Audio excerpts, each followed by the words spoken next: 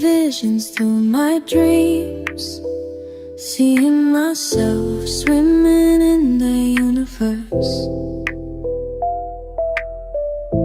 My ancestors gave me gifts to read cards, predict and heal. My name is Daphne, but spirit calls me Babylon. Angels communicate through numbers. Intuition is so deep.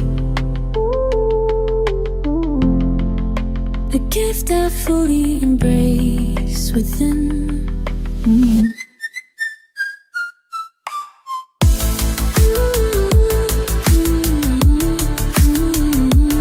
Everyone, welcome po sa inyong almost personal reading. I want you to know that this is a general reading, so you may resonate po sa buong reading na ito or baka konti lamang. Take what's only yours.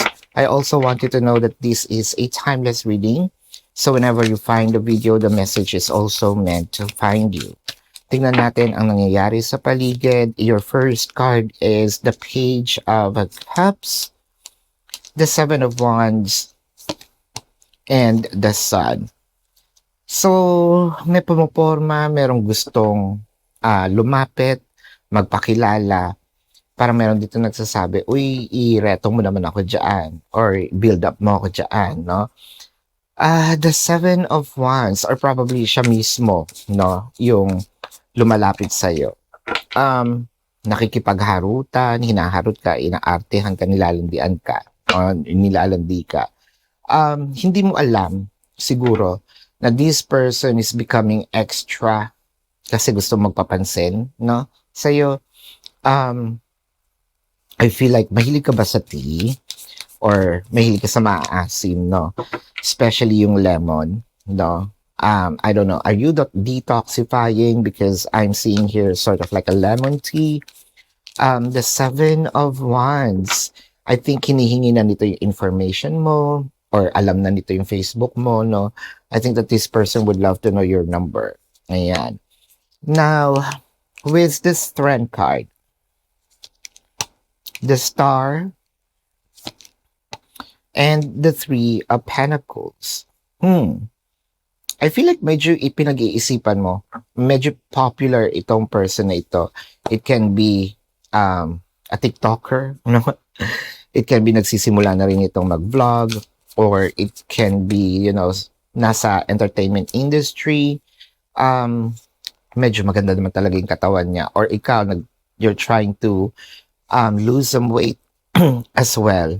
So parang nakaka-starstruck, no? Na parang, totoo ba?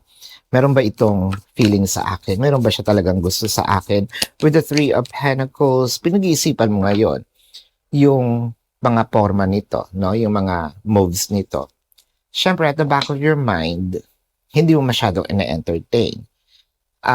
Dahil nga siguro, baka sinasabi mo lang sa sarili mo, this person is friendly, no? Baka friendly lang naman itong person na ito.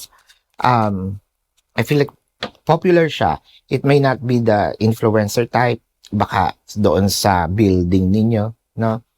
Kilala ito. So, parang merong mga extra mata din na naghahangad kay person, no? So, parang nandito yung part na yung mga crushes, madaming nagkaka-crush, no? The Six of Cups, bakit ano nangyari? The Knight of Swords, and the High Priestess. Parang sinasabi niya, hindi mo daw magets yung mga moves niya. So, chances are, ang nangyari dito, so, sabihin natin, di ba, pumaporma na nga si person, eh, hindi mo naman alam, wala kang ka-idea na ito pala ay moves na, no, ni person. Pero, sa kanya, feeling niya dinededma mo. Feeling niya, hindi mo siya gusto. So, bumaba. Sa dami-dami ng mga tao nagbibigay sa kanya ng attention, baka ikaw lang, no, yung bukod tanging, halos hindi mo siya bigyan ng sapat na attention.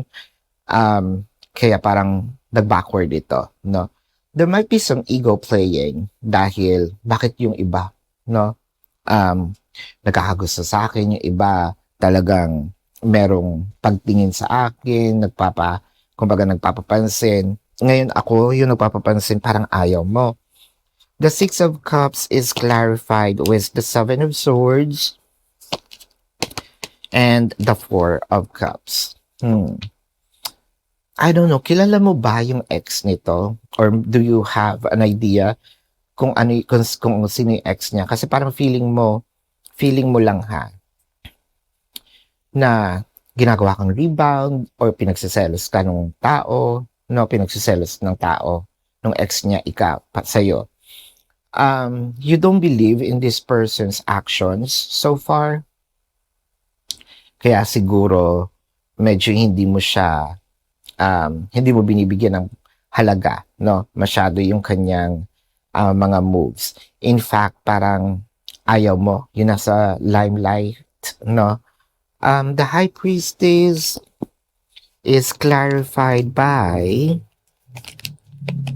gusto sumama talaga ng isa, the Two of Wands. Sige na, sama ka na. The King of Wands. I feel like nagpahinga lang ito, no? Nagpahinga lang si person para i-charge ang kanyang lakas ng loob. Pero yung pagpapahinga niya, hindi pakikipag-usap sa'yo, hindi pagpansin. It felt like very short period of time dahil itong person na ito biglang magre-reach out at kakausapin, parang ika-clarify niya, uy, alam mo ba na pumaporma ako? Alam mo ba na naliligaw ako? Ika-clarify niya sa'yo yung actions niya. Kasi gusto niyang malaman mo na they're making a move para magkaroon kayo, para mapunta itong friendship ninyo into another level, no? So this is your reading. Now let's check the zodiac sign of the person. Pero bago yan, kung kayo po yung nakaka-resonate dito sa reading na ito, let me know sa comment section. And kung kayo may katanungan, sa description box po ng reading na ito, there is a link. Click the link, you will be routed to my website, no? Nandun po yung name, number, QR code, amount per question. Take advantage of the 4 questions plus 1 kasi discounted nga po yun. And if you want to book a private reading, nandun din po siya. Alright? Now, let's check the zodiac sign of the person. Again, this can be their sun sign or a placement nga po sa kanilang chart. Let's see. I'm seeing Leo. I'm seeing Taurus, Gemini, Cancer. Libra. I am seeing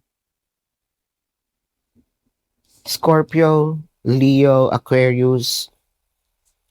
So Virgo, Leo, Pisces, Aries. So this is your reading. Maraming salamat. Love and light. Namaste. See you po sa susunod na readings. Goodbye.